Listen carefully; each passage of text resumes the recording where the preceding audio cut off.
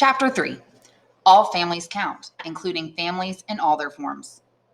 When it comes to families, our classrooms play a major role in reflecting the larger culture and accepted norms. Family plays an essential role in all children's lives, and therefore families in all their forms need to be included in every classroom.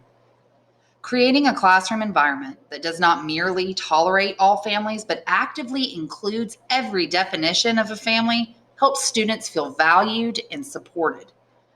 I strive to move my classroom away from a culture of allowing for perceived abnormalities into a classroom culture where all families are universally included. Let's be clear. The ideal of a Norman Rockwell family with a mom, dad, 2 kids, and a dog that was once prominent in our country is not the reality for the majority of Americans.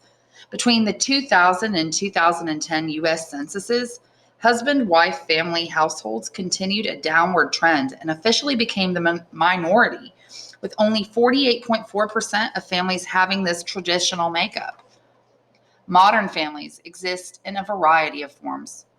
According to the New York Times, families are more ethnically, racially, religiously, and stylistically diverse than a half a generation ago, than even half a year ago. Consider these statistics. More than 40% of American babies are born to single mothers.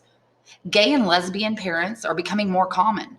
Recent estimates show that 1 out of every 37 children goes home to 2 moms or 2 dads.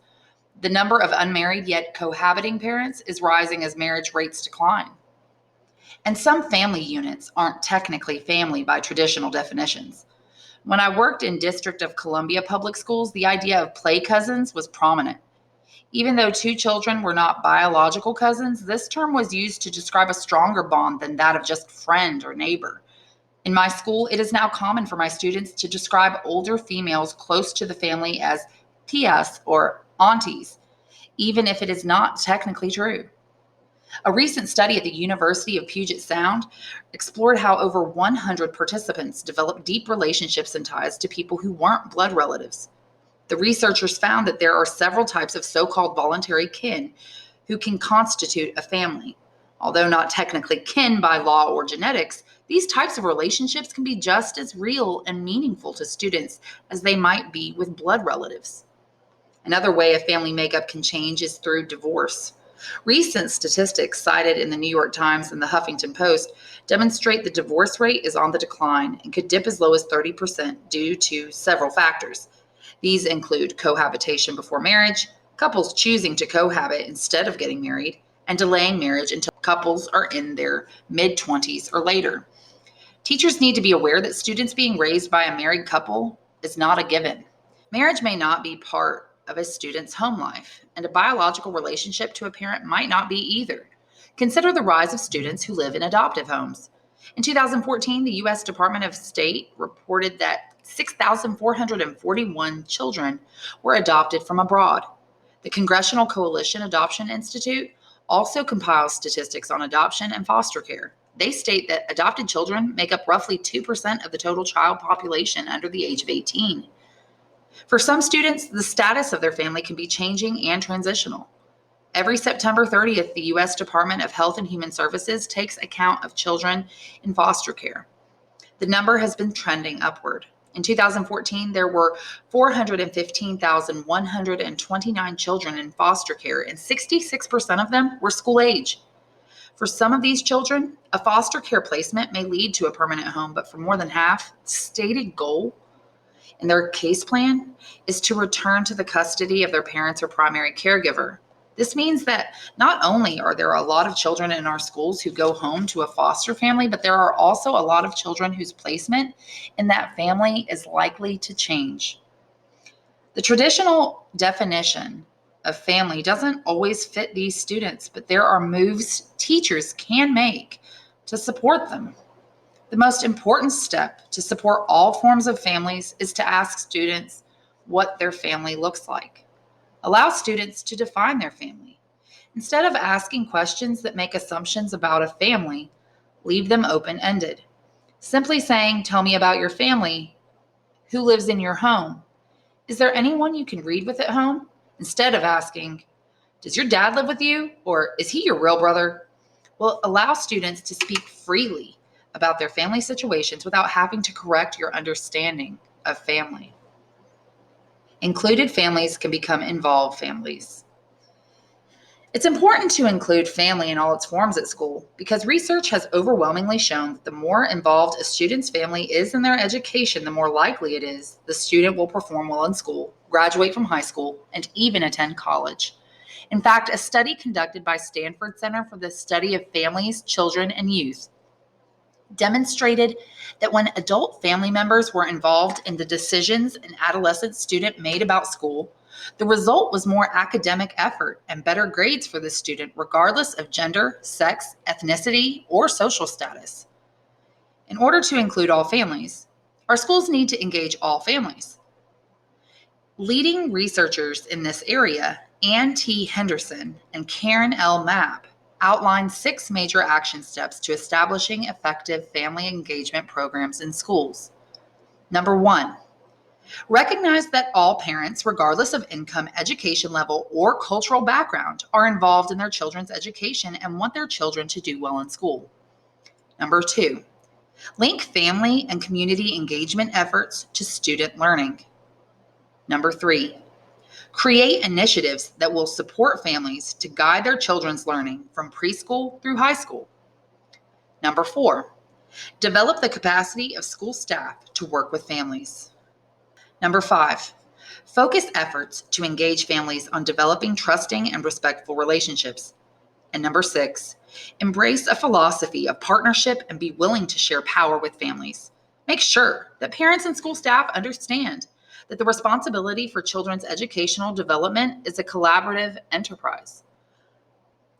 These recommendations speak to a school's philosophy about making families meaningful partners in students' education. These are big picture ideas, and they can gain traction when attitudes about including all families trickle down to individual classrooms, individual teachers, and even individual lessons.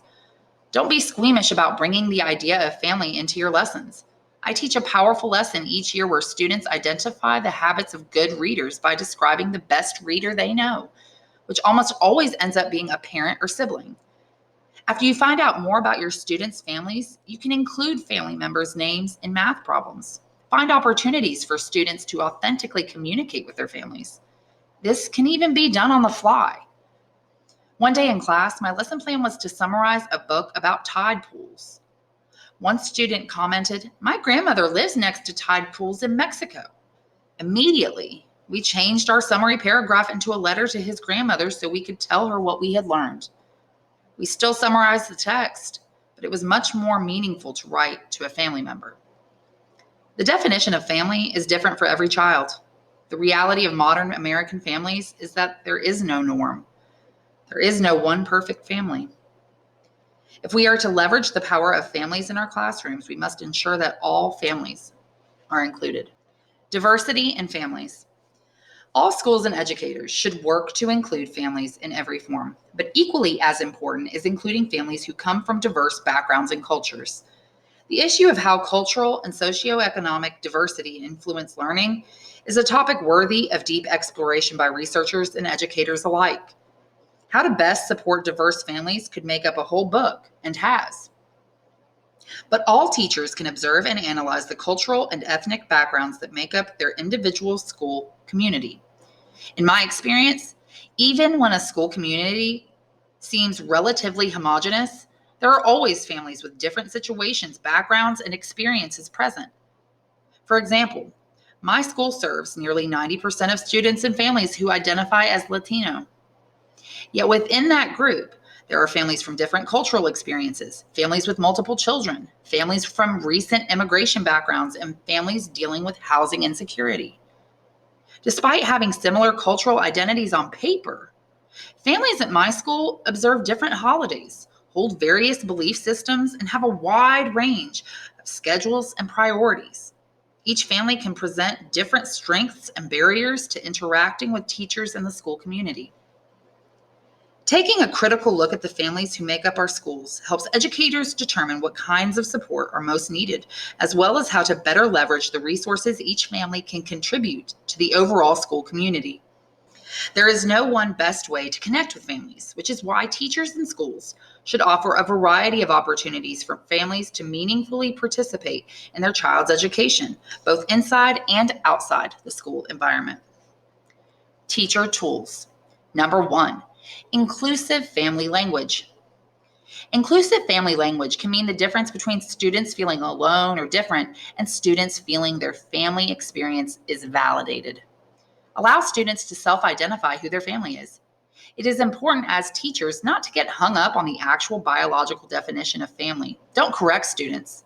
Allow students to be in control of who gets designated as family. Be inclusive of what a family is or means to students. Once, I had to intervene in a classroom argument between two students who were arguing about who was allowed to be a twin. One girl, who actually had a twin brother, had a second student on the verge of tears, telling her that she was not allowed to have a twin. The second girl had a cousin of the same age who frequently lived in the same home, and her family always called them twins. I explained that in our classroom, family was a status, not a person. Anyone who cares about you deeply could be called your family. In that way, our whole classroom acts as a family. Being deliberate about using inclusive family language can help all students feel they belong in your classroom. One recommendation from the School of Education at the University of Delaware is to review forms and regulations that demonstrate a bias towards intact families. Such policies discriminate and embarrass single parents and children of divorce. A first and quick swap for teachers is to swap the word parent for family. Think about all the little things we say. Tell your parents about the field trip or have your parents sign this. The word parent is everywhere in our classrooms. Even as I wrote this, I realized that my reading homework had a box for parent signature. The good news is that this was a quick fix. I timed it for you all. It took me 44 seconds to change the homework to simply read signature. Then there is the institution of the parent-teacher conference. It is so important for teachers to meet regularly with the student's family, and in some cases, this term is accurate. A student's parents come in to confer with me, the teacher, yet I often meet with a student's aunt, uncle, or older sibling. Sometimes I meet with grandparents, foster parents, or other caregivers. Changing the name to Family School Conference is so simple. So simple, in fact, that I emailed my principal and did it. Here is the email I sent her. Subject, quick thought. Hi, Joe. As I'm doing research for this book, I had an idea. Looking at the actual makeup of families, I thought it might be a small but important step to change the way we at Dual refer to parent-teacher conferences to family school conferences. What do you think? Thanks, Kyle. And here is her response. Quick thought. That's a great idea. Love it. Joe Kerrigan, principal. I felt so empowered that this change was made in my school that I set about making this inclusive family language benefit more students. I sent a similar email to my superintendent, and within a few hours, the Chief Officer of Family and Community Engagement replied and agreed to make the change in terminology on official documents. Like most larger school districts, we have an entire department dedicated to including and engaging families in school life. But sometimes it takes one of us teachers who is face to face with students every day to advocate for these changes. We teachers can make big impacts advocating for inclusive family language. These are small but important changes.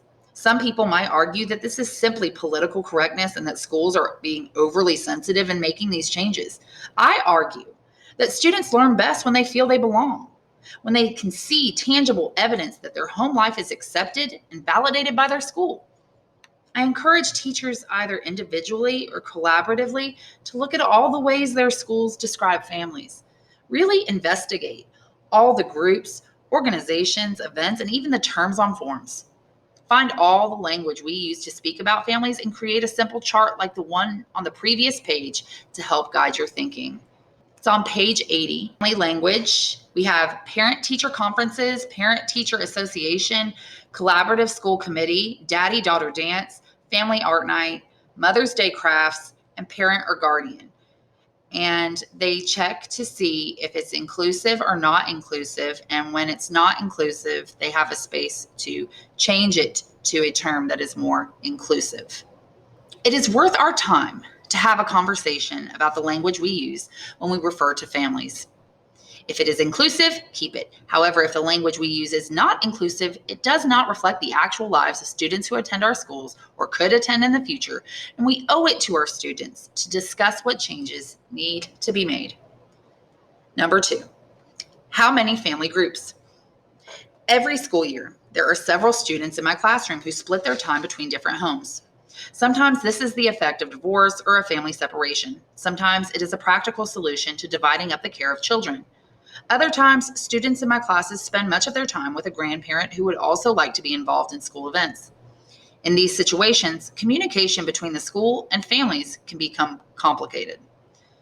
A simple yet often neglected question is, how many family groups do you have? This can be asked in person or on a beginning of the year survey that is sent home. I like the wording of this question because it does not presuppose that students are a part of a traditional nuclear family. It leaves room for students to define their own family. I used to feel a little squeamish about asking my students clarifying questions about the structures of their families, afraid to step on toes or offend. But I have found that there is no need to feel this way.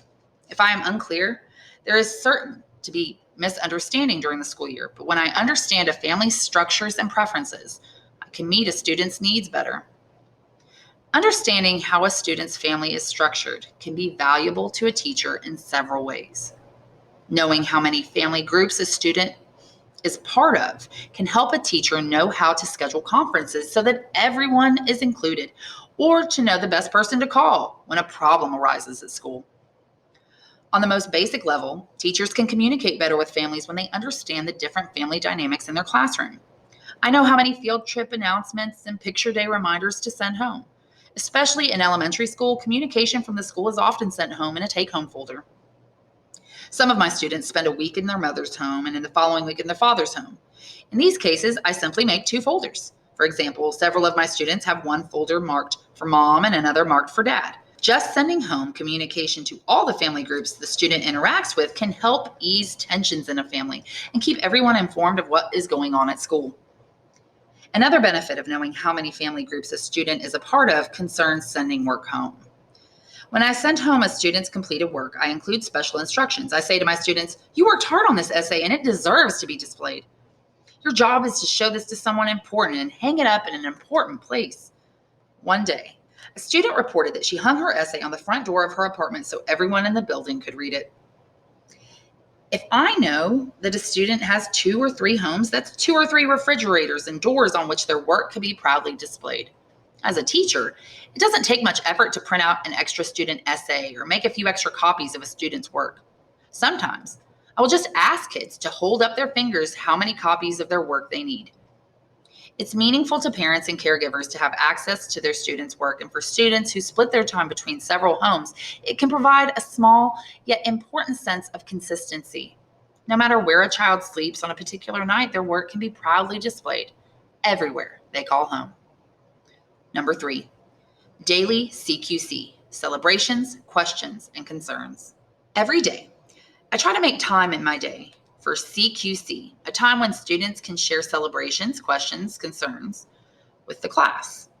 I got this idea from our school staff meetings, during which our principal would open up the floor for teachers to share whatever was on their minds.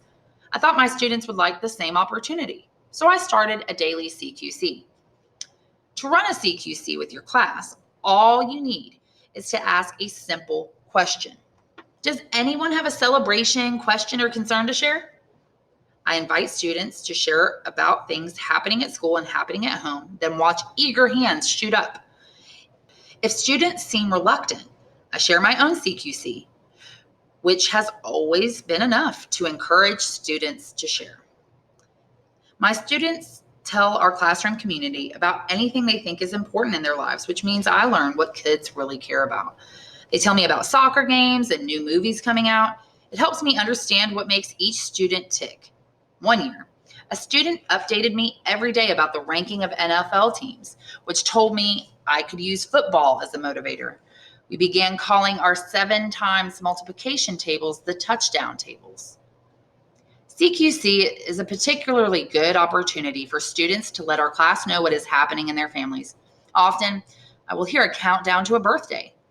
My baby brother's birthday is in 17 days. Or, we are moving into a new apartment and I'm going to get a bunk bed. Students can opt in, and they can also choose if they want to share something exciting or something they are worried about. In this way, I've been able to learn about changes in my students' families. A student once shared, "I'm sad today because my sister and my mom got in a fight and now my sister moved away." I also heard, "My mom and Eduardo are getting married and I get to wear a suit." Another student informed the class, "My mom moved to California, but she is coming back for my birthday and we're going to an amusement park." With students sharing about their individual circumstances, it proves to the whole class that family comes in many forms. All this information helps me be a better teacher to each student. I can understand certain sensitivities they might have or situations that might trigger an emotional reaction. But the support offered is not just top down from teacher to student. The students in our class support each other. Our class can celebrate together during the good times, like wishing a friend good luck on their baseball tournament. And when a student shares a challenge, their classmates can be there to offer support. When a student shares a concern they have, like, "I miss my dad," I acknowledge and accept their feelings. I confirm that their situation is real and difficult and resist the urge to offer advice or figure out a solution.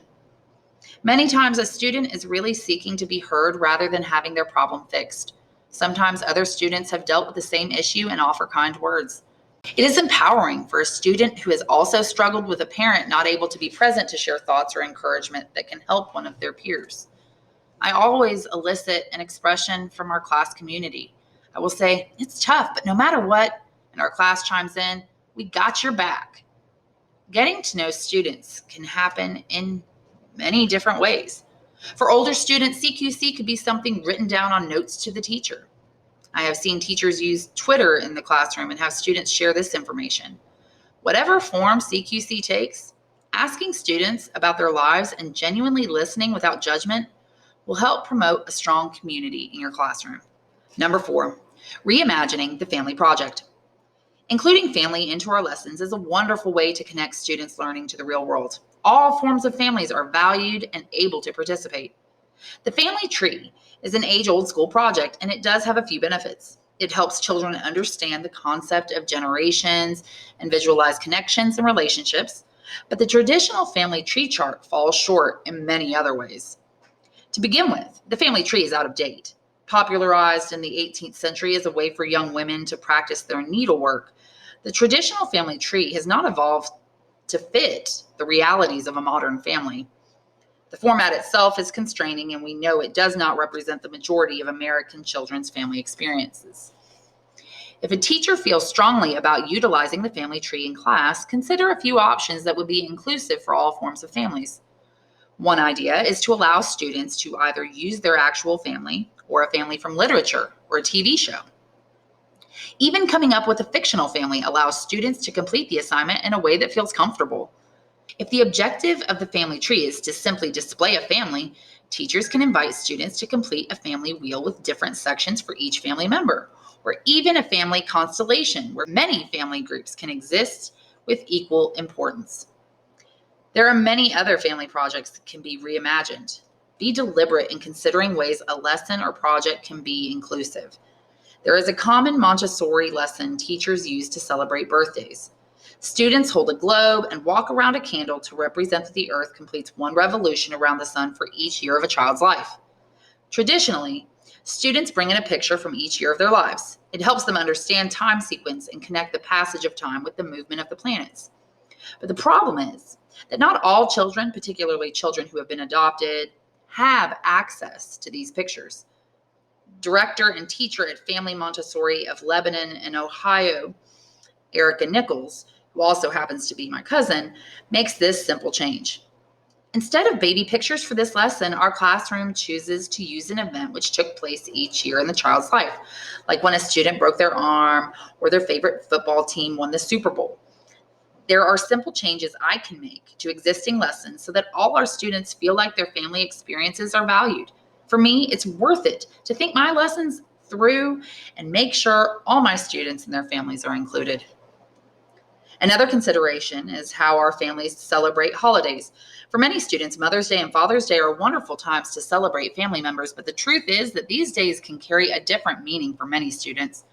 Our schools, especially our elementary schools, would do well to think through celebrations like Mother's Day or Father's Day. Often, there are lovely books to be read and crafts to be made on these days, but it might also mean that some students in your room are left out or feel like the exception. There are ways to make crafts and honor special people in our students' lives without assuming that each student has a mother or father to be celebrated. Reflecting on how our classroom projects and lessons fit into our students' understanding of family helps all students participate fully. We teachers are creative, and a little consideration about how to make these projects open and inclusive to more students can mean the world to them. I'm sure there are some who would say making changes to the language we use to refer to families or family-centered projects is unnecessary. Perhaps there are some who think there is a singular definition of family all children should fit into. As a teacher, you can expect this response and expect some to continue to do things the way they have always been done. But we owe it to our students to allow the realities of their lives to be represented in their learning.